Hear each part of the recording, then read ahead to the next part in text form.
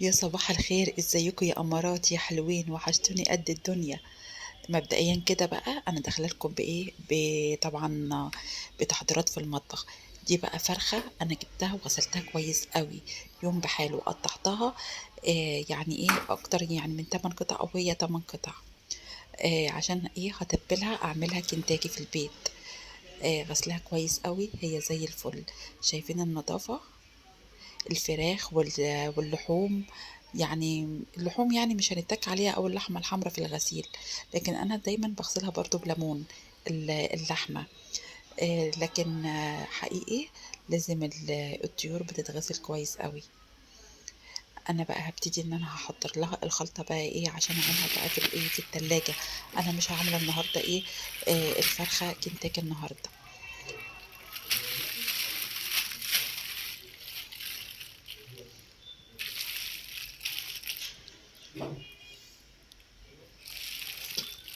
علبة زبادي كبيرة وتوابل كنتاكي كلها حطيتها بقى، اللي احنا عارفينها التوابل كلها، اللي هو الكاري والثوم الباودر والبصل الباودر وكزبرة ناشفة. ودخلت اعمل لي بقى ايه، كوباية قهوة تعدل مزاجي.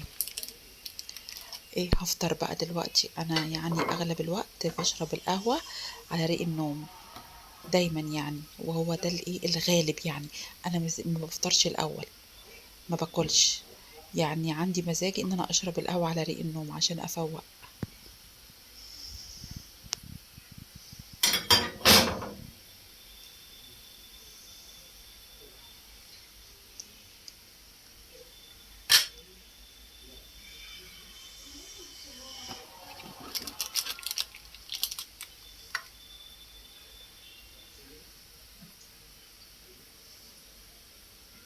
هندخل بقى النهارده برضو ايه بعد ما اخلص القهوة، هندخل مع بعض على ايه، على المطبخ. يعني انتي على طول كده واخدانا في المطبخ يعني؟ إيه مفيش مثلا روتين تنظيف، روتين يعني خروج، اي حاجة؟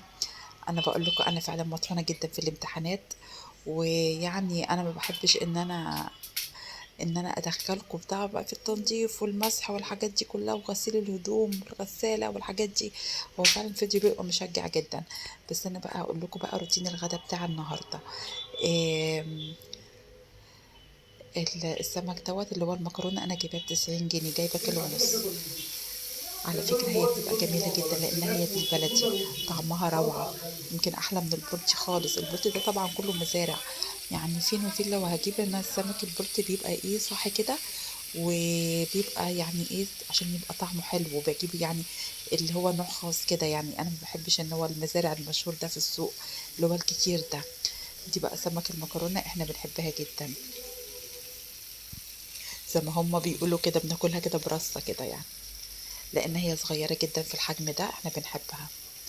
وعملت بقى هنا رز الصيادية، وهحطه بقى دلوقتي لسه الرز واحطه على النار. جمالها ذهبي روعة، على فكرة بتفتح النفس قوي يعني.